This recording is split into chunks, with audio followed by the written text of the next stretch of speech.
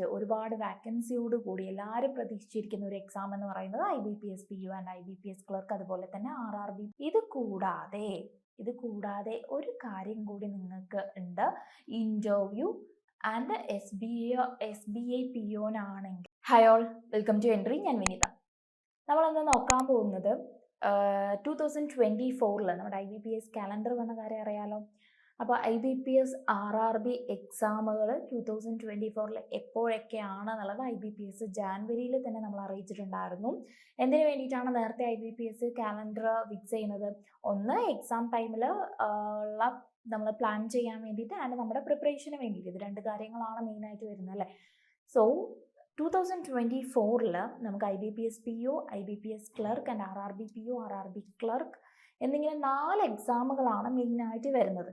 Okay, അത്രയേ ഉള്ളൂ എന്ന് ചോദിച്ചു കഴിഞ്ഞാൽ അത് മാത്രമല്ല, SBA എക്സാമുകളുണ്ട്, ഇൻഷുറൻസ് എക്സാമുകൾ വരുന്നുണ്ട്, പ്രൈവറ്റ് ബാങ്ക് എക്സാമുകളൊക്കെ വരുന്നുണ്ട്. പക്ഷേ എങ്കിലും മെയിനായിട്ട് ഒരുപാട് വാക്കൻസിയോട് കൂടി എല്ലാവരും പ്രതീക്ഷിച്ചിരിക്കുന്ന ഒരു എക്സാം എന്ന് പറയുന്നത് IBPS PO and IBPS clerk, അതുപോലെ തന്നെ RRB PO and RRB clerk ആണ് അല്ലേ. സോ ഈ 4 എക്സാമുകളും നമുക്ക് നടക്കാൻ പോകുന്നത് ഓഗസ്റ്റ് മുതലാണ് നമ്മുടെ സീസൺ അങ്ങോട്ട് തുടങ്ങുന്നത്. ഈ 4 എണ്ണത്തിൻ്റെ പ്രിലിംസും മെയിൻസും എല്ലാം ഓഗസ്റ്റ് മുതൽ നമുക്ക് സ്റ്റാർട്ട് ചെയ്യും. സോ ഈ ഓഗസ്റ്റിൻ്റെ അകത്ത് ഇപ്പം നമ്മൾ ഫെബ്രുവരിയിലാണ് നിൽക്കുന്നത്. അപ്പോൾ 2 മാസം, ഫെബ്രുവരി കൂട്ടണ്ട, March, April, May, June, July, ഒരു 6 മന്ത്സ് കഷ്ടിച്ച് നിങ്ങളുടെ കയ്യിലുണ്ട്. ഈ 6 മാസം എന്തൊക്കെ ചെയ്താലാണ് നമുക്ക് IBPS RRB എക്സാമുകൾ ക്ലിയർ ചെയ്യാൻ പറ്റുക, അതാണ് നമ്മളിന്ന് നോക്കാൻ പോകുന്നത്. ആൻഡ് എങ്ങനെയൊക്കെയാണ് നമ്മുടെ പ്രിപ്പറേഷൻ കൊണ്ടുപോകുന്നത്. ഞാൻ ആദ്യമേ ഒരു കാര്യം പറയാം, വളരെ നല്ലൊരു സമയത്താണ് നിങ്ങളിപ്പോൾ നിൽക്കുന്നത്. കറൻ്റ്ലി നിങ്ങൾക്ക് ഇപ്പോൾ വിചാരിച്ചാലും എക്സാമുകളെല്ലാം തന്നെ ക്രാക്ക് ചെയ്യാൻ പറ്റുന്ന ഒരു സ്റ്റേജിലാണ് നിൽക്കുന്നത്. കുറച്ച് ഇനി പോകുന്തോറും അതിനുള്ള ചാൻസസ് കുറഞ്ഞു വരും. ആൻഡ് നിങ്ങളുടെ എഫേർട്ട് കൂടുതലാക്കേണ്ടി വരും. അപ്പോൾ ചാൻസസ് കുറയുമ്പോൾ കൂടുതൽ എഫേർട്ടുകൾ കൂട്ടി എടുക്കേണ്ടി വരും. ഇപ്പം തുടങ്ങിക്കഴിഞ്ഞാൽ നിങ്ങൾക്കൊരു മിനിമം എഫേർട്ടിൽ തന്നെ ഏതെങ്കിലും ഒരു എക്സാം എന്തായാലും ക്ലിയർ ചെയ്തെടുക്കാൻ പറ്റും. അപ്പോൾ എന്താ ചെയ്യണ്ടേ? സോ ഞാൻ അതിനു മുമ്പ് ഏതൊക്കെ എക്സാമുകളാണ് നമ്മുടെ IBPSൻ്റെ അണ്ടറിൽ IBPS കണ്ടക്ട് ചെയ്യുന്ന എക്സാമുകൾ എന്ന് പറഞ്ഞാലും RRB PO ഉണ്ട്, RRB ക്ലർക്ക് ഉണ്ട്, IBPS PO, IBPS clerk, IBPS SO ഉണ്ട്, RBA assistant, RBA grade B, SBA ക്ലർക്കും SBA POയും IBPS അല്ല കണ്ടക്ട് ചെയ്യുന്നത്, പക്ഷേ IBPSൻ്റെ ലീഡർഷിപ്പിൽ നടക്കുന്ന എക്സാം തന്നെയാണ് ഇത് രണ്ടെണ്ണം. അതും നമ്മൾ എക്സ്പെക്റ്റ് ചെയ്യുന്ന അല്ലെങ്കിൽ ഒരുപാട് പേര് കാത്തിരിക്കുന്ന എക്സാം തന്നെയാണ്. SBA PO, SBA ക്ലർക്കൊക്കെ ഒക്ടോബർ ആ സമയത്ത് പ്രതീക്ഷിച്ചാൽ മതി, ഒക്ടോബർ നവംബറിലായിട്ട്. ഈ RBA ഗ്രേഡ് B നമുക്ക് മാർച്ച് ഏപ്രിൽ പ്രതീക്ഷിക്കാം. ഇതിനെല്ലാത്തിനും തന്നെ വേണ്ടത് എനി ഡിഗ്രിയാണ് കേട്ടോ. നിങ്ങളുടെ കയ്യിൽ ഒരു ഡിഗ്രി ഉണ്ടെങ്കിൽ മാത്രം മതി, പാസ്സായാൽ മാത്രം മതി. അതിൽ ഇത്ര % മാർക്ക് വേണമെന്നോ, ആ സബ്ജക്റ്റിൽ ഇത്ര വേണമെന്നോ, നല്ല മാർക്കുള്ളവർ, നല്ല പഠിപ്പിസ്റ്റുകളെന്നോ ഒരു കണ്ടീഷനും ഇല്ല. ഇനി എനി സ്ട്രീമാണ്, അതായത് ആർട്സ്, സയൻസ്, കൊമേഴ്സ്, എഞ്ചിനീയറിങ്, ഏത് സ്ട്രീം വേണമെങ്കിലും നിങ്ങൾക്ക്, നിങ്ങൾ പഠിച്ചവരായാലും കുഴപ്പമില്ല, പാസ്സായ സർട്ടിഫിക്കറ്റ് നിങ്ങളുടെ കയ്യിൽ ഉണ്ടെങ്കിൽ നിങ്ങൾക്ക് ഇതിൽ ഏത് എക്സാം വേണമെങ്കിലും ക്ലിയർ ചെയ്യാം. And except IBPS SO. IBPS SOയിൽ തന്നെ നമുക്കൊരു 3 മേഖലകളിലാണ് നമ്മൾ റിക്രൂട്ട്മെൻറ്റ് നടത്തുക. IT ഓഫീസർ, അഗ്രികൾച്ചർ ഓഫീസർ, രാഷ്ട്രഭാഷ ഓഫീസർ എന്ന് പറഞ്ഞിട്ട്. അഗ്രികൾച്ചർ ഓഫീസർ ആണെങ്കിൽ അഗ്രികൾച്ചറിൽ ഡിഗ്രി വേണം, IT ഓഫീസർ ആണെങ്കിൽ കമ്പ്യൂട്ടർ സയൻസിൽ ഡിഗ്രി വേണം. അതേപോലെ തന്നെ ഇനി രാജഭാഷ ആണെങ്കിൽ നമുക്ക് ഹിന്ദിയിൽ ലിറ്ററേറ്റ് ആയിരിക്കണം എന്നുള്ള ഇതുണ്ട്. IBPS SOയിൽ മാത്രം അങ്ങനെ ഒരു കാര്യമുണ്ട്. ബാക്കി എല്ലാത്തിലും തന്നെ ഇനി ഡിഗ്രിയാണ്. സോ ഡിഗ്രി കഴിഞ്ഞവരാണെങ്കിൽ നല്ലൊരു ഓപ്പർച്യൂണിറ്റിയാണ്, വിടാതെ പിടിക്കണം, ഇപ്പോൾ മുതൽ തുടങ്ങണം. എന്താ ചെയ്യേണ്ടത്? അപ്പോൾ ബാങ്ക് എക്സാമുകൾ നടക്കുന്നത് 2 ഘട്ടങ്ങളായിട്ടാണ് മെയിനായിട്ട് നടക്കുന്നത്. ഇപ്പോൾ ക്ലറിക്കലിനും POനുമാണ് നമ്മുടെ മോസ്റ്റ് ഓഫ് ദ ബാങ്ക് എക്സാമും ഈ 2 പോസ്റ്റിലാണ് വിളിക്കുന്നത്. ക്ലർക്കും പ്രൊബേഷണറി ഓഫീസറും. ഈ IBPS SO എന്ന് പറയുന്നത് വേറൊരു സ്പെഷ്യലിസ്റ്റ് ഓഫീസർ എന്ന് പറയുന്ന കാറ്റഗറിയാണ്. അത് വെച്ച് ബാക്കി എല്ലാതും ക്ലറിക്കൽ അല്ലെങ്കിൽ പ്രൊബേഷണറി ഓഫീസർ, 2 റിക്രൂട്ട്മെൻ്റ് ആയിട്ടാണ് നടക്കുന്നത്. അപ്പോൾ ക്ലറിക്കലും എന്തുണ്ട്? പ്രിലിംസ് ഉണ്ട്, മെയിൻസ് ഉണ്ട്. ഓക്കെ, പ്രൊബേഷണറി ഓഫീസറിന് പ്രിലിംസ് ഉണ്ട്, മെയിൻസ് ഉണ്ട്. ഇത് കൂടാതെ ഒരു കാര്യം കൂടി നിങ്ങൾക്ക് ഉണ്ട്. ഇൻ്റർവ്യൂ ആൻഡ് SBA POനാണെങ്കിൽ ഗ്രൂപ്പ് ഡിസ്കഷൻ കൂടി ഉണ്ടാവും. അപ്പോൾ പ്രൊബേഷണറി ഓഫീസർ ആണെങ്കിൽ ഒരു സ്റ്റെപ്പ്, ഒരു പടിയും കൂടി നിങ്ങൾക്ക് കയറാനുണ്ട്, ഇൻ്റർവ്യൂവും കൂടി. ക്ലറിക്കൽ ആണെങ്കിൽ അത്രയില്ല, പ്രിലിംസും മെയിൻസും മാത്രം. അപ്പോൾ ഈ പ്രിലിംസ് എന്തായി, മെയിൻസ് എന്താ, പ്രിലിംസ് പാസ്സാവണോ മെയിൻസ് പാസ്സാവണോ എന്നുള്ള ഒരു കൺഫ്യൂഷൻ നിങ്ങൾ എഴുതിയിട്ടില്ലെങ്കിൽ നിങ്ങൾക്ക് ഉണ്ടാവും. അപ്പോൾ പ്രിലിംസ് എന്ന് പറയുന്നത് ഫസ്റ്റത്തെ സ്റ്റേജ് ആണ്. അപ്പോൾ ആ ഫസ്റ്റ് സ്റ്റേജ് പാസ്സായാൽ മാത്രമേ അടുത്ത സ്റ്റേജിലോട്ട് മെയിൻസിലോട്ട് കയറാൻ പറ്റുള്ളൂ. നമ്മൾ ഇപ്പം 9th പാസ്സായാലേ 10th നമുക്ക് അഡ്മിഷൻ കിട്ടത്തുള്ളൂ. അതേപോലെ തന്നെയാണ്. പക്ഷേ പ്രിലിംസിൻ്റെ മാർക്ക് എവിടെയും ആഡ് ചെയ്യപ്പെടില്ല. ഇപ്പം നമ്മൾ കേരള സ്റ്റേറ്റിലാണ് നമ്മൾ പഠിച്ചെങ്കിൽ 9th മാർക്ക് വെച്ചിട്ട് നമുക്ക് എന്തെങ്കിലും ചെയ്യാനുണ്ടോ? ഇല്ല. പാസ്സായോ ഫെയിലായോ 10ാം ക്ലാസ്സിൽ പോവാന്ന് മാത്രം. ഓക്കെ, അത് മാത്രമല്ലേ ഉള്ളൂ. അതേപോലെ തന്നെയാണ് പ്രിലിംസ് എന്ന് പറയുന്നത്. ക്വാളിഫയിങ് നേച്ചറാണ്. അതിൻ്റെ മാർക്ക് എവിടെയും ആഡ് ചെയ്യപ്പെടില്ല. പാസ്സായോ ഫെയിലായോ അത്രയും മാത്രം മതി. പാസ്സാണെങ്കിൽ നിങ്ങൾക്ക് മെയിൻസ് എഴുതാം, പാസ്സായില്ലെങ്കിൽ നമുക്ക് മെയിൻസ് എഴുതാൻ പറ്റില്ല. ഓക്കെ, വീണ്ടും അടുത്ത വർഷം നമുക്ക് പ്രിലിംസ് എഴുതി പാസ്സായിട്ട് വേണം മെയിൻസ് എഴുതാൻ. ഓക്കെ, സോ പ്രിലിംസും ഇമ്പോർട്ടൻ്റ് ആണ്, മെയിൻസും ഇമ്പോർട്ടൻ്റ് ആണ്. മെയിൻസ് ആണ് മെയിൻ എന്ന് പറഞ്ഞിരിക്കരുത്. പ്രിലിംസ് കയറിയാലേ നമുക്ക് മെയിൻസിനെ കുറിച്ച് ആലോചിക്കാൻ പോലും പറ്റത്തുള്ളൂ. ഓക്കെ, സോ പ്രിലിംസും മെയിൻസും ഒരുപോലെ കൊണ്ടുപോകുന്നതാണ് ഏറ്റവും ബെസ്റ്റ് ഓപ്പർച്യൂണിറ്റി, ഏറ്റവും ബെസ്റ്റ് ആയിട്ടുള്ള കാര്യം എന്ന് പറയുന്നത്. ഓക്കെ, പ്രിലിംസും മെയിൻസും ഒരേപോലെ കൊണ്ടുപോവുക.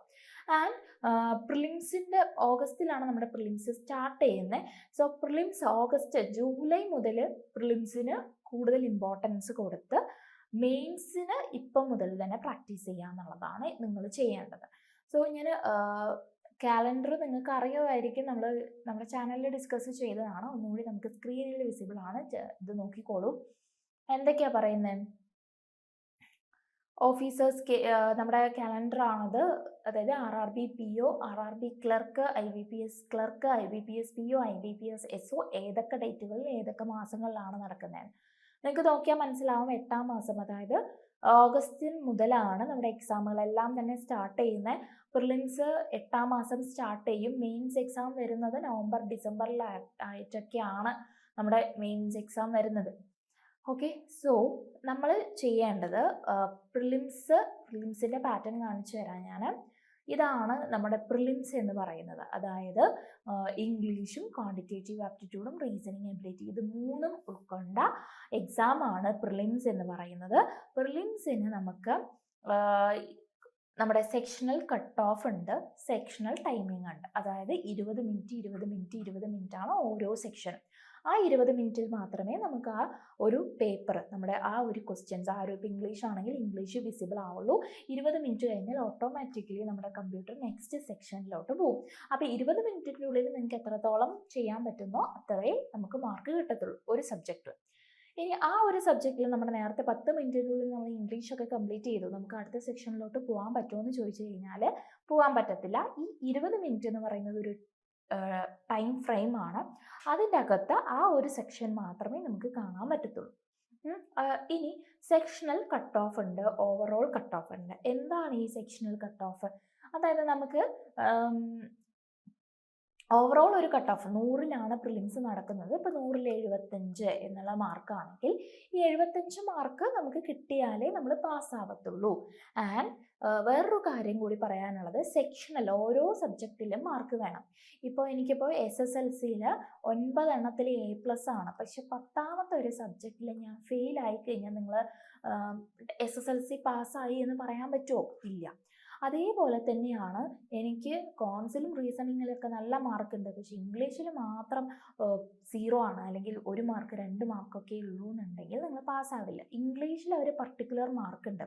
അതപ്പോൾ നമ്മൾ 10ൽ ഇപ്പോൾ SSLCയിൽ നമ്മൾ ഓരോ സബ്ജക്റ്റിനും 18 മാർക്ക് വേണം, അല്ലെങ്കിൽ 20 മാർക്ക് വേണം പാസ്സാവാൻ എന്ന് പറഞ്ഞിട്ട് ഫിക്സ് ചെയ്ത് വെച്ചിട്ടില്ലേ. പക്ഷേ നമുക്കിപ്പോൾ ഫിക്സ് ചെയ്ത് പറയാൻ പറ്റത്തില്ല. ഓരോ എക്സാമിനും ആ കട്ട് ഓഫ് മാറും. ഇപ്പോൾ ക്ലറിക്കൽ ലെവലാണെങ്കിൽ ഇംഗ്ലീഷിനൊക്കെ ഒരു 10ൻ്റെ താഴെ 10 മാർക്കൊക്കെ വരാറുള്ളൂ. ക്വാണ്ടിറ്റേറ്റീവ് ആപ്റ്റിറ്റ്യൂഡിൽ ഒരു 17ൻ്റെ താഴെ വരാറുള്ളൂ. റീസണിങ്ങിലാണ് ഈ 20 ഒക്കെ പോകാറുള്ളത്. സോ ഇങ്ങനെ ആയിരിക്കും മാർക്ക്. ഓരോ സെക്ഷനും മാർക്ക് ഫിക്സ് ചെയ്തിട്ടുണ്ടാവും. ആ മാർക്കിന് മിനിമം വേണം. ആൻഡ് ഓവറോൾ മാർക്കിൽ അതും ക്ലിയർ ചെയ്യണം. ഓവറോൾ എത്രയാണോ കട്ട് ഓഫ്, ഇപ്പോൾ സെക്ഷനിൽ മാത്രം പാസ്സായിട്ട് കാര്യമില്ല, ഓവറോൾ നല്ല മാർക്ക് ഉണ്ടെങ്കിൽ മാത്രമേ പാസ്സാവത്തുള്ളൂ. ഓക്കെ, നെഗറ്റീവ് മാർക്കിംഗ് ഉണ്ട്. ഒരു ക്വസ്റ്റ്യൻ തെറ്റിച്ച് കഴിഞ്ഞാൽ നിങ്ങൾക്ക് കിട്ടിയ മാർക്കിൽ നിന്ന് 0.25 മൈനസ് ചെയ്തിട്ടായിരിക്കും തരും. ഇപ്പം ഞാൻ 10 ക്വസ്റ്റ്യൻ അറ്റൻഡ് ചെയ്തു, 9 ക്വസ്റ്റ്യൻ ആണ് ശരിയായത്, ഒരെണ്ണം തെറ്റിയെങ്കിൽ 9 എണ്ണത്തിൻ്റെ ശരിയായ മാർക്ക് 9 മാർക്ക്, ഒരെണ്ണം തെറ്റി 0.25 മൈനസ് ചെയ്യണം. അപ്പോൾ എൻ്റെ മാർക്ക് 8.75 ആയിരിക്കും മാർക്ക്. ഓക്കെ, ക്ലിയർ അല്ലേ? അപ്പോൾ എന്തൊക്കെയാണ് പ്രിലിംസിൽ നടക്കാൻ പോകുന്നത്? Sectional cut off, sectional timing, overall cut off and negative marking. ഇത്രയും കാര്യങ്ങൾ പ്രിലിംസിൽ ശ്രദ്ധിക്കണം. ഇനി പ്രിലിംസിൽ ഏറ്റവും കൂടുതൽ വേണ്ടത് ടൈം മാനേജ്മെൻ്റ് ആണ്. അപ്പോൾ ഓരോ സബ്ജക്റ്റിലും എന്തൊക്കെ അറ്റൻഡ് ചെയ്യണം, ഏതൊക്കെ ക്വസ്റ്റ്യൻ ആണ് ഞാൻ അറ്റൻഡ് ചെയ്യാൻ പോകുന്നത്, ഏതൊക്കെയാണ് ഞാൻ സ്കിപ്പ് ചെയ്യാൻ പോകുന്നത് എന്നുള്ളത് വ്യക്തമായിട്ടുള്ള ഒരു ഐഡിയ വേണം, എന്നാലേ പ്രിലിംസ് പാസ്സാവാൻ പറ്റത്തുള്ളൂ. ഓക്കെ, പ്രിലിംസ് ഇനി സിലബസിനെ കുറിച്ച് പറയുകയാണെങ്കിൽ വളരെ എളുപ്പമുള്ള സിലബസാണ്. നിങ്ങൾ സ്കൂൾ ലെവലിൽ പഠിച്ച സിലബസാണ്. നിങ്ങളിപ്പോൾ ഡിഗ്രി ലെവലാണ് എക്സാം എങ്കിലും ഈ ഡിഗ്രിക്ക് പഠിച്ച ആ മാത്സോ, ഡിഗ്രിയിൽ എല്ലാവരും മാത്സ് പഠിച്ചിട്ടില്ല, എന്നാലും ആ ഒരു ലെവലിലുള്ള ക്വാണ്ടിറ്റേറ്റീവ് ആപ്റ്റിറ്റ്യൂഡോ റീസണിങ്ങോ ഇംഗ്ലീഷോ ഒന്നുമല്ല നമ്മുടെ അടുത്ത് ചോദിക്കുന്നത്. നമ്മുടെ സ്കൂളിൽ ഒരു 9ാം ക്ലാസ് 10ാം ക്ലാസ്സിലൊക്കെ പഠിക്കുന്ന മാത്സും ഇംഗ്ലീഷും ഒക്കെ തന്നെ ഇതിലുമുള്ളൂ. അത് പിന്നെ എന്തുകൊണ്ടാണ് ആൾക്കാർ പ്രിലിംസിൽ ഫെയിൽ ആവുന്നതെന്ന് ചോദിച്ചു കഴിഞ്ഞാൽ, ഒന്ന് ടൈം മാനേജ്മെൻറ്റ്. ഈ 1 മണിക്കൂറിൻ്റെ ഉള്ളിൽ നമുക്ക് വേണ്ടത്ര ക്വസ്റ്റ്യൻസ് അറ്റൻഡ് ചെയ്യാൻ പറ്റാതെ വരിക, ആൻഡ് കെയർലെസ് മിസ്റ്റേക്കായിട്ട് നെഗറ്റീവ് മാർക്കിംഗ് ഒരുപാട് ചെയ്യുക. ഓക്കെ, ടെൻഷൻ അടിച്ചിട്ട് നെഗറ്റീവ് മാർക്കിംഗ് ചെയ്യുക, ടെൻഷൻ അടിച്ചിട്ട് നമ്മുടെ ടൈം വേസ്റ്റ് ചെയ്യുക എന്ന കാര്യങ്ങളിൽ മാത്രമാണ് പ്രിലിംസിൽ ഫെയിൽ ആവാറുള്ളൂ. അല്ലാണ്ട് ഒരു ക്വസ്റ്റ്യൻ എനിക്ക് ചെയ്യാൻ അറിയില്ല എന്ന് പറഞ്ഞിട്ട് ആരും ചെയ്യാതെ അത്രയും ടഫുള്ള ക്വസ്റ്റ്യൻസ് വരാറില്ല. നിങ്ങൾക്ക് ഒരുവിധം നന്നായിട്ട് പ്രിപ്പയർ ചെയ്ത്, ഒന്നും നോക്കാതെ പോയവർക്ക് ചെയ്യാൻ അറിയില്ല, അങ്ങനെയല്ല ഞാൻ ഉദ്ദേശിച്ചത്. എല്ലാ ടോപ്പിക്സിലും ബേസിക്സ് ക്ലിയർ ചെയ്ത് ഒരുവിധം നല്ല ഹൈ ലെവലുള്ള പ്രോബ്ലംസ് ചെയ്യാൻ അറിഞ്ഞില്ലെങ്കിലും ഒരു ആവറേജ് നിങ്ങൾക്ക് ചെയ്യാൻ അറിയുന്നത് പ്രിലിംസിലെ എല്ലാ ക്വസ്റ്റ്യൻസും ആ ഒരു ആവറേജ് ലെവൽ തന്നെ വരുള്ളൂ. എല്ലാവർക്കും പാസ്സാവാൻ പറ്റുന്ന രീതിയിൽ തന്നെയാണ് ടൈം മാനേജ്മെൻറ്റ് അഡ്ജസ്റ്റ് ചെയ്താൽ മാത്രം. ഈ ടൈം മാനേജ്മെൻറ്റ് എവിടെ നിന്നാണ് ഉണ്ടായത്? ടൈം മാനേജ്മെൻറ്റ് എങ്ങനെയാപ്പോൾ നമ്മുടെ കൈപ്പിടിയിൽ ഒതുക്കാമെന്ന് ചോദിച്ചു കഴിഞ്ഞാൽ, നമ്മൾ നേരത്തെ പറഞ്ഞ പോലെ ക്വസ്റ്റ്യൻസിനെ കുറിച്ചിട്ടുള്ള വ്യക്തമായ ധാരണ നിങ്ങൾക്ക് വേണം. ഈ ഒരു ക്വസ്റ്റ്യൻ ആണ് ഞാൻ ആദ്യം സിലബസിൽ, ഇപ്പോൾ ക്വാണ്ടിറ്റേറ്റീവ് ആപ്റ്റിറ്റ്യൂഡ് ആണെന്ന് വിചാരിക്കാം. ഇത് ക്വാണ്ടിറ്റേറ്റീവ് ആപ്റ്റിറ്റ്യൂഡിൻ്റെ സിലബസ് ആണ്.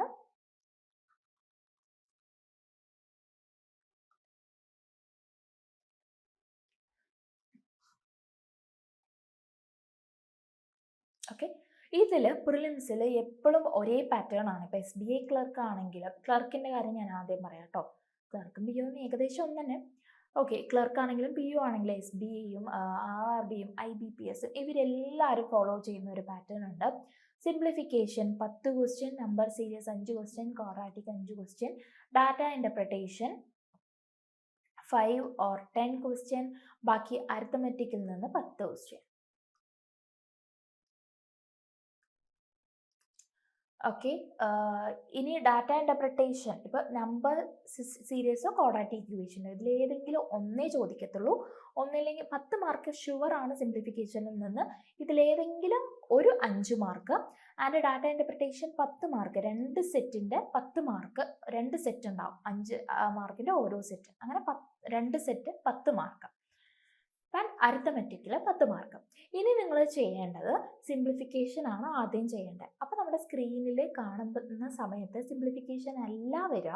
അപ്പോൾ നിങ്ങൾ സിംപ്ലിഫിക്കേഷൻ തപ്പിക്കണ്ടുപിടിക്കണം. അപ്പോൾ റാൻഡമായിട്ട് ക്വസ്റ്റ്യൻസ് സ്കിപ്പ് ചെയ്ത് പോവുക. അപ്പോൾ 5ാമത്തെ ക്വസ്റ്റ്യൻ നോക്കുക സിംപ്ലിഫിക്കേഷനിലെ, 10ാമത്തെ ക്വസ്റ്റ്യൻ നോക്കുക, 20ാമത്തെ ക്വസ്റ്റ്യൻ നോക്കുക, 25 നോക്കുക. ഇതിൽ ക്ലിക്ക് ചെയ്യുന്ന സമയത്ത് ഏതെങ്കിലും 10 എണ്ണം ആണല്ലോ, 10 എണ്ണം മോസ്റ്റ് ഓഫ് ദ കേസ് അടുപ്പിച്ച് കിടക്കുക. ഒക്കെ തുടങ്ങിക്കഴിഞ്ഞാൽ ഈ 10ഉം സിംപ്ലിഫിക്കേഷൻ ആയിരിക്കും, എന്നിട്ടായിരിക്കും അടുത്ത ഇതിലോട്ട് പോവാം. സോ ഈ ഏതെങ്കിലും ഒന്നിൽ നിങ്ങൾ ക്ലിക്ക് ചെയ്യും ഒരു 3-4 തവണ സ്കിപ്പ് ചെയ്യുന്ന സമയത്ത്.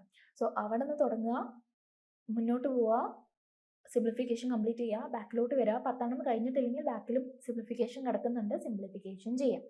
സിംപ്ലിഫിക്കേഷൻ കഴിഞ്ഞതിന് ശേഷം number series or quadratic equation ഇതിൽ ഏതെങ്കിലും ഒന്നാണ് ചോദിക്കാറ്. രണ്ടും ഒരുമിച്ച് ചോദിച്ച് വളരെ റയർ ആയിട്ടാണ് കേട്ടോ. സോ നമ്പർ സീരീസും ക്വാഡ്രാറ്റിക് ഇക്വേഷൻ എടുക്കുക. ഏതെങ്കിലും 5 എണ്ണമാണ് അതിലുണ്ടാവുക. 15 മാർക്ക് കിട്ടി.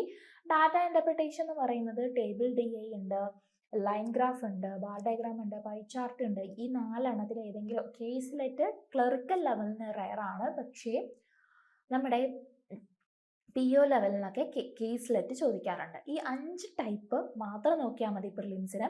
സോ ഈ 5 ടൈപ്പിൽ ഏതെങ്കിലും 2 ഉണ്ടാവും. ഇപ്പോൾ ഡാറ്റ ഇൻ്റർപ്രിട്ടേഷനിൽ നിങ്ങൾക്ക് എന്തൊക്കെ അറിയണം? നിങ്ങൾക്ക് കൂട്ടാനറിയണം, കുറയ്ക്കാനറിയണം, സിംപ്ലിഫിക്കേഷൻ ചെയ്യാനും കൂട്ടാനും കുറയ്ക്കാനൊക്കെ അറിയണ്ടേ? ഹരിക്കാനറിയണം, ആവറേജ് കാണാനറിയണം, റേഷ്യോ കാണാനറിയണം, പെർസെൻറ്റേജ് കാണാനറിയണം.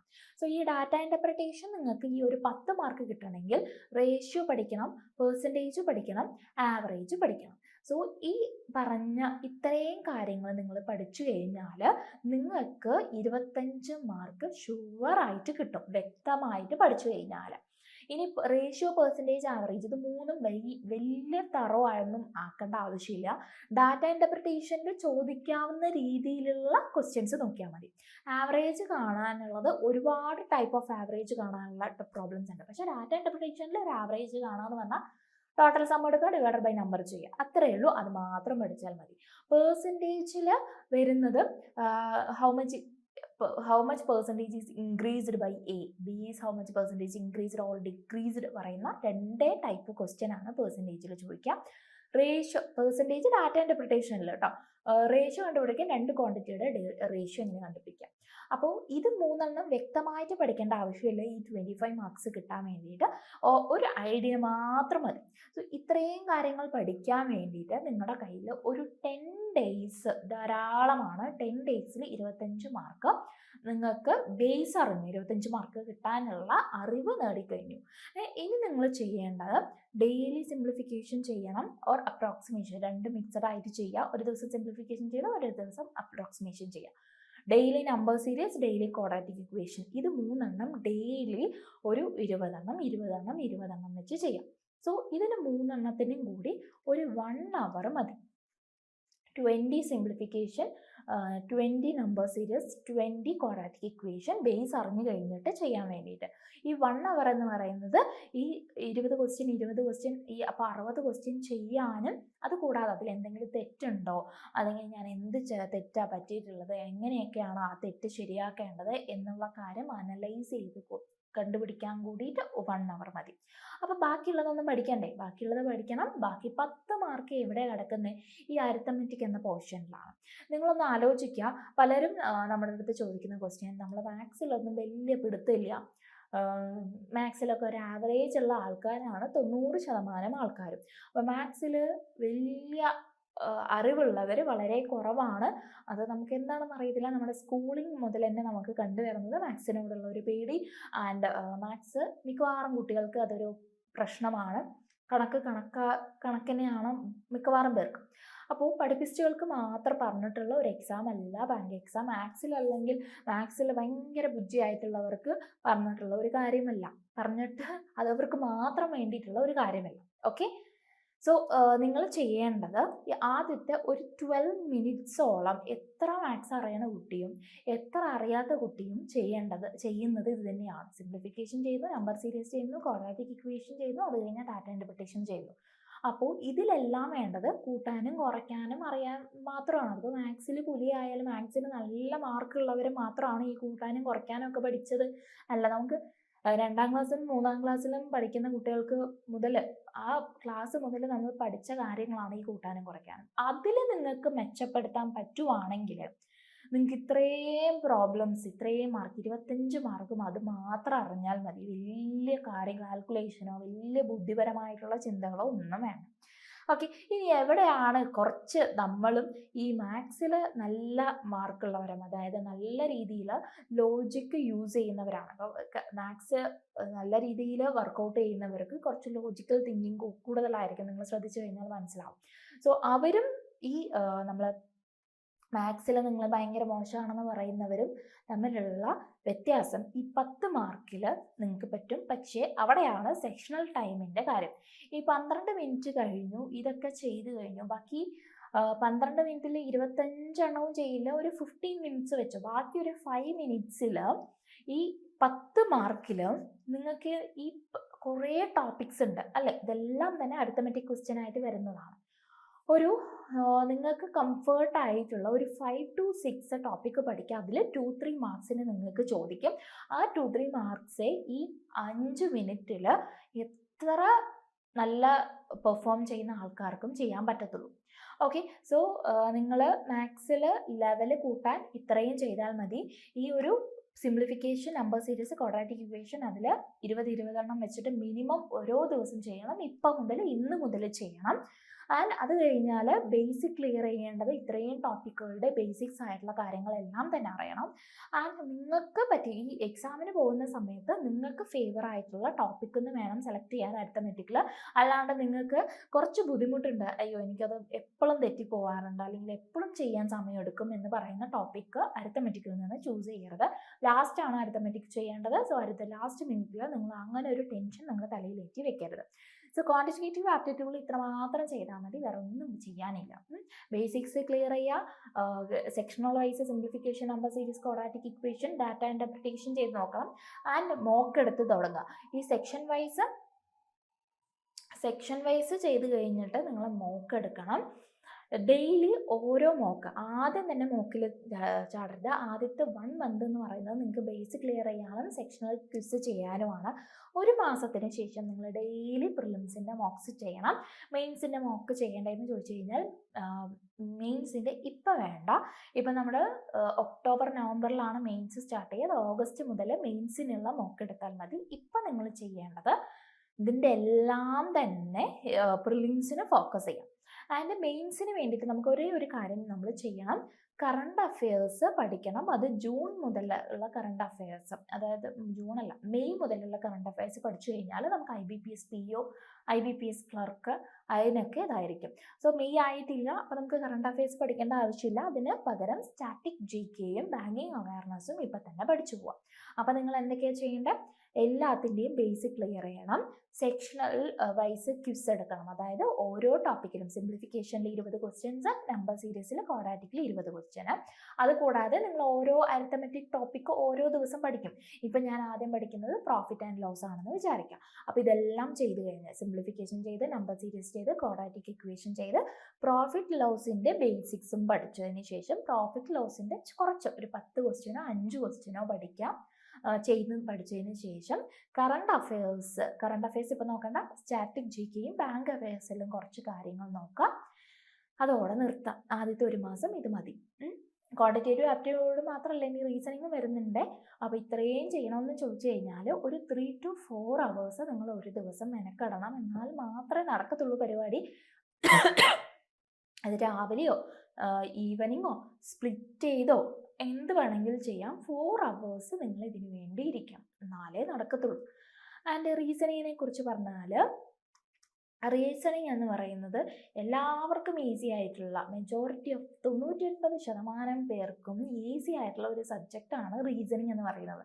വേറെ ഒന്നുമല്ല, ഒരു ഇക്വേഷൻ പഠിക്കാനില്ല, വലിയ ചിന്തിച്ച് ആലോചിച്ച് എഴുതാനുള്ള കാര്യങ്ങളില്ല. ആൻഡ് ചില കാര്യങ്ങളിൽ മാത്രം കുറച്ച് സമയം എടുത്ത് ചെയ്യുന്നത് മാത്രമേ ഉള്ളൂ. എല്ലാവർക്കും മനസ്സിലാവും. ഇപ്പോൾ ക്വാണ്ടിറ്റേറ്റീവ് ആപ്റ്റിറ്റ്യൂഡിൽ ചില കാര്യങ്ങൾ സമയം എടുത്തിട്ട് മനസ്സിലാക്കേണ്ട കാര്യങ്ങളൊക്കെ ഉണ്ട്. പക്ഷെ ഇതിൽ അങ്ങനെ ഒന്നുമില്ല, എല്ലാം സിമ്പിളാണ്. ഇതിൻ്റെ സിലബസ് കവർ ചെയ്യാന്ന് പറയുന്നത് 1 or 2 days തന്നെ നമുക്ക് മൊത്തം സിലബസും നമുക്ക് കംപ്ലീറ്റ് ചെയ്തെടുക്കാൻ പറ്റും. അതാണ് ഇതിൻ്റെ മെയിൻ ആയിട്ടുള്ള കാര്യങ്ങളെന്ന് പറയുന്നത്. ഇനി ഇതിൽ പഠിക്കേണ്ടത് ഏതൊക്കെയാണെന്ന് പറയാം. സിലോജിസം 5 മാർക്കിന്, ഷുവർ ആൽഫ ന്യൂമറിക് 5 മാർക്കിന്, കോഡിംഗ് 5 മാർക്കിന്, ഇൻഇക്വാളിറ്റി 5 മാർക്കിന്, സീറ്റിംഗ് ആൻഡ് അറേഞ്ച്മെൻറ്റ് 10 മാർക്കിന്. ഞാനൊരു കാര്യം പറയാം, ഈ കോഡിങ്ങും ആൽഫ ന്യൂമറിക്കും ഇതിൽ ഏതെങ്കിലും ഒന്നേ ചോദിക്കാറുള്ളൂ. ഇത് 5 മാർക്കിന് അല്ലെങ്കിൽ അത് 5 മാർക്കിന്. ഓക്കെ, അപ്പോൾ ഏതാണ് നമ്മുടെ ഷിഫ്റ്റിന് നമ്മുടെ തലയിൽ വരാമെന്നറിയില്ല. സോ രണ്ടും നമുക്ക് പഠിച്ചു വെക്കണം, രണ്ടും ഇമ്പോർട്ടൻ്റ് ആണെന്നുള്ളത് ആലോചിച്ച് വെക്കാം. ഇപ്പം എത്ര മാർക്കായി? 15, 20 മാർക്കായി. സോ 35-ൽ 20 മാർക്ക് ആദ്യത്തെ ഈ ഒരു 5 ടോപ്പിക്കിൽ നിന്നാണ് വരുന്നത് എന്ന് മനസ്സിലാക്കുക. ആൻഡ് ക്ലർക്കൽ ലെവലാണെങ്കിൽ 15 മാർക്കാണ്, 25 മാർക്കാണ് നിങ്ങൾക്ക് ഈ ഒരു 5 ടോപ്പിക്കിൽ നിന്ന് കിട്ടുന്നത്. പസിൽ എന്ന് പറയുമ്പോൾ 3 സെറ്റ് പസിലാണ് വരിക. ഓരോ സെറ്റിനും 5 മാർക്കാണ് വരിക. അതിൽ സർക്കുലർ വരും, ബാർ ഡയഗ്രാം അല്ല, അത് ഡാറ്റ ഇൻ്റർപ്രിറ്റേഷനിൽ ഓർമ്മയിൽ പറഞ്ഞാണ്. സർക്കുലർ വരും, ലൈൻ സീറ്റിംഗ് അറേഞ്ച്മെൻറ്റ് വരും, ആൻഡ് ഡബിൾ ലൈൻ വരും. ഓക്കെ, ബോക്സ് ബേസ്ഡ് ആയിട്ടുള്ളത് വരും, സ്ക്വയർ ബേസ്ഡ് ആയിട്ടുള്ളത് വരും പസിൽ, ആൻഡ് ഫ്ലോർ ബേസ്ഡ് ആയിട്ട് വരും, മന്ത് ഡേയ്സ് വെച്ചിട്ടുള്ള പസിൽ വരും. ഓക്കെ, ഇങ്ങനത്തെ പസിലുകളെല്ലാം തന്നെ പ്രിലിംസിനും വരും, മെയിൻസിനും വരും. Syllogism 5 mark, alpha numeric 5 mark, coding decoding, inequalities എത്ര മാർക്ക്? 25 മാർക്ക് നിങ്ങളുടെ കയ്യിലുണ്ട്. ബാക്കി 10 മാർക്ക് എന്താ ചെയ്യേണ്ടത്? 10 മാർക്കിൽ നമുക്ക് വരാം ഡിസ്റ്റൻസ് ആൻഡ് ഡയറക്ഷനിൽ നിന്ന് 2 മാർക്ക്, ബ്ലഡ് റിലേഷനിൽ നിന്ന് 2 മാർക്ക്, അതേപോലെ തന്നെ ഓർഡർ ആൻഡ് റാങ്കിങ്ങിൽ നിന്ന് 1 മാർക്ക് വരാം. പിന്നെ ഒരു കാര്യം മിസ്ലീനിയസ് എന്ന് ഞാൻ ഇവിടെ കൊടുത്തിട്ടില്ല, മിസ്ലീനിയസ് നിന്ന്, അതായത് വേർഡ്സ് യൂസ് ചെയ്തിട്ട്, അതായത് നമുക്കിപ്പോൾ ഒരു വാക്ക് തരും, ഇപ്പോൾ ഓറഞ്ച് എന്നാണെങ്കിൽ ഇതിൽ 3ാമത്തെ വാക്കും 5ാമത്തെ വാക്കും 6ാമത്തെ വാക്കും ചേർത്തിട്ട് ഒരു പുതിയ വേർഡ് ഉണ്ടാക്കാൻ പറ്റുമോ എന്നുള്ള അങ്ങനെ ഒരു ക്വസ്റ്റ്യൻസ് വരാറുണ്ട്. അതേപോലെ ഇതിനെ ആൽഫബറ്റിക്കലി കൺസോണൻസിനെയൊക്കെ വവലാക്കുന്നു, വവലിനെയൊക്കെ കൺസോണൻസ് ആക്കുന്നു, അങ്ങനത്തെ ക്വസ്റ്റ്യൻസ്. അത് മിസ്ലീനിയസ് എന്നാണ് കേട്ടോ പറയുക. ആൽഫബറ്റ്സ് വെച്ചിട്ടുള്ള ഒരു കളി, മിസ്ലീനിയസ് സെക്ഷൻ ആണത്. അത് നിങ്ങൾ സിലബസ് കവർ ചെയ്യുമ്പോൾ കവർ ചെയ്യണം. ആൻഡ് ഇതിനെ ഫ്രണ്ടിൽ നിന്ന് എണ്ണുമ്പോഴും ബാക്കിൽ നിന്നും എണ്ണുമ്പോഴും സെയിം ആൽഫബറ്റിക്കൽ ഓർഡറിൽ സ്റ്റേ ചെയ്യുന്ന ലെറ്റേഴ്സ് ഏതൊക്കെയാണ് എന്ന് വരുന്ന ക്വസ്റ്റ്യൻസ്. പിന്നെ പറയാനുള്ളത് 30 മാർക്കോളം ഈ ഒരു സെക്ഷനെ വരാറുള്ളൂ. ഇവിടെ നിന്ന് ഒരു 5 മാർക്സ് വരും. ബ്ലഡ് റിലേഷന് 2 ക്വസ്റ്റ്യൻ വന്നു കഴിഞ്ഞാൽ ഡിസ്റ്റൻസ് നിന്ന് 1 ചോദിക്കാറുള്ളൂ. ആൻഡ് ഇതിൽ നിന്ന് ഒരു ക്വസ്റ്റ്യൻ, അങ്ങനെ ടോട്ടലി 35 ക്വസ്റ്റ്യൻസ് എന്നാണ് വരിക. ഓക്കെ, ഇത്രയും മാത്രം പഠിച്ചാൽ മതി. അപ്പോൾ ഇതൊക്കെ എന്താ സംഭവം എന്ന് ചോദിച്ചു കഴിഞ്ഞാൽ, ഈ data sufficiency, statement, input output, ഇത് മെയിൻസിന് മാത്രം ചോദിക്കുന്ന ടോപ്പിക്കുകളാണ്. പക്ഷെ അത് കവർ ചെയ്യേണ്ടത് ചോദിച്ചാൽ മെയിൻസിൻ്റെ പ്രിപ്പറേഷനും ഇപ്പം തന്നെ നമുക്ക് സ്റ്റാർട്ട് ചെയ്യണം. അതും കവർ ചെയ്തിട്ട് വേണം പോകാൻ വേണ്ടിയിട്ട്. ഓക്കെ, ഇനി ഇംഗ്ലീഷ് ഇത് റീസണിങ്ങിൻ്റെ ആണ്. ഇംഗ്ലീഷിൽ നിങ്ങൾ പഠിക്കേണ്ടത് reading comprehension 10 mark, error detection 5 mark, അതേപോലെ തന്നെ statement rearrangement 5 mark, phrase filling 5 mark, പിന്നെ okay cloze test, okay parajumble, അതും ചോദിച്ചു കഴിഞ്ഞാൽ 5 മാർക്കിനാണ് ചോദിക്കുക. Okay, so parajumble, cloze test, phrase ഇതിലേതെങ്കിലും ഒന്നേ ചോദിക്കാറുള്ളൂ. ഓക്കെ, ഈ ഒരു ടോപ്പിക്കുകൾ പഠിക്കുക. ആൻഡ് ഇതിൽ ഏതെങ്കിലും ഇപ്പോൾ മറ്റേതുപോലെ നമുക്ക് കറക്റ്റായിട്ട് ഇത് ചോദിച്ചാൽ അത് ചോദിക്കില്ല എന്ന് പറയാൻ പറ്റത്തില്ല. ചിലപ്പോൾ എല്ലാം ചോദിക്കും, അല്ലെങ്കിൽ ഇത് എറർ ഡിറ്റക്ഷൻ 2 മാർക്ക്, അല്ലെങ്കിൽ ബാക്കിയുള്ളതിന് മാർക്ക് സ്പ്ലിറ്റ് ചെയ്ത് ചോദിക്കാറുണ്ട്. സോ ഇത്രയും ടോപ്പിക്കുകളാണ് ഇതിൽ പഠിക്കാനുള്ളത്. വലിയ നമുക്ക് എന്ത് വേണ്ട, ഗ്രാമർ അറിഞ്ഞില്ലെങ്കിലും നിങ്ങൾക്ക് റീഡിങ് കോംപ്രഹെൻഷന് ഗ്രാമർ വേണ്ട, അതേപോലെ തന്നെ പാരാജമ്പിളിന് ഗ്രാമർ വേണ്ട. ക്ലോസ് ടെസ്റ്റും വലിയ ഗ്രാമറുകളൊന്നുമില്ല. സോ 15 മാർക്കോളം ഗ്രാമർ പഠിക്കാതെ തന്നെ കിട്ടും. അപ്പോൾ ബാക്കി 15 മാർക്ക് നിങ്ങൾക്ക് എന്ത് വേണം, ഗ്രാമറിൻ്റെ കുറച്ച് ഐറ്റംസ് ഒക്കെ നമ്മൾ യൂസ് ചെയ്യണം. ഓക്കെ, സോ ഗ്രാമർ പഠിക്കണം. അതേപോലെ റീഡിങ് ഹാബിറ്റാണ് വളരെ ഇമ്പോർട്ടൻറ്റ്. സ്പീഡായിട്ട് വായിക്കാനുള്ളത് നമ്മൾ റീഡ് ചെയ്യുമ്പോഴാണ് വരിക. അതിൽ നിന്ന് എറർ തിരിച്ചറിയാൻ പറ്റുന്നത് റീഡ് ചെയ്യുമ്പോൾ നമുക്ക് മനസ്സിലാവും എറർ. അതിൽ എറർ ഡിറ്റക്ഷനും റീഡിങ് ഹെൽപ്ഫുൾ ആവും. സോ ഇപ്പം തന്നെ വായിച്ചു തുടങ്ങുക. ന്യൂസ് പേപ്പർ തന്നെ വേണമെന്നില്ല, വല്ല ബുക്സോ എന്താണെങ്കിലും ഒരു ഹാഫ് ആൻ അവർ എങ്കിലും ഡെയിലി വായിക്കാൻ നോക്കുക. സോ നമ്മൾ 4 hours ആണ് ഡെയിലി നമ്മൾ ടാർഗറ്റ് ചെയ്യുന്നത്. സോ 4 hours നിങ്ങൾ ഇംഗ്ലീഷ് പഠിക്കണം, റീസണിങ് പഠിക്കണം, ആൻഡ് എന്ത് പഠിക്കണം, ക്വാണ്ടിറ്റേറ്റീവ് ആപ്റ്റിറ്റ്യൂഡ് പഠിക്കണം. ഇപ്പോൾ കറണ്ട് അഫയേഴ്സ് പഠിക്കാനില്ലെങ്കിലും ഭാവിയിൽ കറണ്ട് അഫയേഴ്സും കൂടി പഠിക്കണം. സോ ഇതിൽ നിങ്ങൾ ചെയ്യേണ്ടത് seating and arrangement and puzzle, അതിന് ഇമ്പോർട്ടൻസ് കൊടുക്കണം. അത് ഒരു പസിൽ 3 മിനിറ്റിൻ്റെ അകത്ത് നിങ്ങൾക്ക് ചെയ്യാൻ പറ്റുന്നുണ്ടോ നോക്കണം. അപ്പോൾ ഡെയിലി ഒരു പസിലെങ്കിലും നിങ്ങൾ ചെയ്യണം. ഇന്ന് മുതലാണ് കേട്ടോ. സമയം കൂടുന്നതോറും നമ്മുടെ എണ്ണത്തിൽ വ്യത്യാസം വരുത്തണം. ഇനിയിപ്പോൾ 2 മാസം മുന്നേ ആണ് നിങ്ങൾ പ്രിപ്പറേഷൻ തുടങ്ങുന്നതെങ്കിൽ അപ്പോൾ ഒരു പസിൽ ഒരു ദിവസം ചെയ്താൽ പോരാ, ഒരു 3 to 4 പസിലെങ്കിലും ചെയ്യണം. സോ ഇപ്പോൾ മുതൽ സ്റ്റാർട്ട് ചെയ്യുന്നവർക്ക് ഒരു പസിൽ ഒരു ദിവസം ചെയ്യാം. പിന്നെ അടുത്ത മാസം മുതൽ, 1 മാസമാണ് നിങ്ങൾക്ക് ഈ ബേസും ചെറിയ ക്വിസസും ചെയ്യാനുള്ളത്. അടുത്ത മാസം മുതൽ നിങ്ങൾ എന്ത് ചെയ്യണം, ഡെയിലി മോക്ക് എടുക്കുന്ന സമയത്ത് അതിലൊരു 3 or 4 പസിൽസ് നിങ്ങൾക്ക് ഓൾറെഡി ഉണ്ടാവും. കൂടാതെ എല്ലാ സബ്ജക്റ്റിലും ക്വിസ് എടുക്കുന്നുണ്ട്. അപ്പോൾ ഡെയിലി ക്വിസ് എടുക്കണം കേട്ടോ. ക്വിസ് കൂടാതെയാണ് ഒരു മോക്ക് എന്ന് പറയുന്നത്. സിലോജിസത്തിൽ ഒരു 20 ക്വസ്റ്റ്യൻസ് ചെയ്യാം. കോഡിംഗ് ആൻഡ് ആൽഫ ന്യൂമറിക്, ഇതിലേതെങ്കിലും ഒന്ന്, ഒരു ദിവസം കോഡിംഗ് ചെയ്താൽ ഒരു ദിവസം ആൽഫ ന്യൂമറിക് ചെയ്യാം. അതിലൊരു 20 ക്വസ്റ്റ്യൻസ് ചെയ്യുക. ഇൻഇക്വാലിറ്റിയിൽ ഒരു 20 ക്വസ്റ്റ്യൻസ് ചെയ്യുക. ഇതിനും ഒരു 1 hour എന്തായാലും എടുക്കും. സോ 2 hour കഴിഞ്ഞു. ആൻഡ് ഇംഗ്ലീഷിന് വേണ്ടിയിട്ട് 1 hour എടുക്കണം, വായിക്കാനും അതേപോലെ തന്നെ ക്വിസസ് പ്രാക്ടീസ് ചെയ്യാൻ വേണ്ടിയിട്ട്. ഇപ്പോൾ 3 hour കഴിഞ്ഞു. അതിനുശേഷം നിങ്ങൾക്ക് റിവൈസ് ചെയ്യാനോ അല്ലെങ്കിൽ സ്റ്റാറ്റിക്കും ബാങ്കിങ് അവയർനെസ്സും നോക്കാൻ വേണ്ടിയിട്ടുള്ള ഒരു 1 hour. So total 4 hours daily ചെയ്യണം. ആൻഡ് നെക്സ്റ്റ് മന്ത് മുതൽ അത് 5 hours ആവും. കാരണം 1 hour മോക്കും കൂടി നിങ്ങൾ എടുക്കുന്നുണ്ട്, അത് അനലൈസും കൂടി ചെയ്യണം. സോ ഇവിടെ 3 hours preparation, 1 hour analysis and 1 hour mock എന്ന രീതിയിൽ അടുത്ത മാസം മുതൽ അത് ഫോളോ ചെയ്യാം. ഓക്കെ അല്ലേ? പിന്നെ കമ്പ്യൂട്ടർ കയറി വരുന്നുണ്ട്, അത് മെയിൻസിനാണ് വേണ്ടത്. റീസൺ ഇത് IBPS POൻ്റെ മെയിൻസിൻ്റെ പാറ്റേൺ ആണ് വരുന്നത്. സോ മെയിൻസ് നടക്കുന്നത് നവംബറിലായിരിക്കും, നവംബർ ഡിസംബർ ആ ഒരു സമയത്തായിരിക്കും. അപ്പോൾ നിങ്ങൾക്ക് ഈ IBPS PO മെയിൻസിൽ നിങ്ങൾ ഇമ്പോർട്ടൻ്റ് ആയിട്ട് നോക്കുന്നത് ഡിസ്ക്രിപ്റ്റീവ് ആണ്. ഡിസ്ക്രിപ്റ്റീവ് ടെസ്റ്റും കൂടി PO ലെവലിനുണ്ട്, ക്ലറിക്കലിന് ഇല്ല.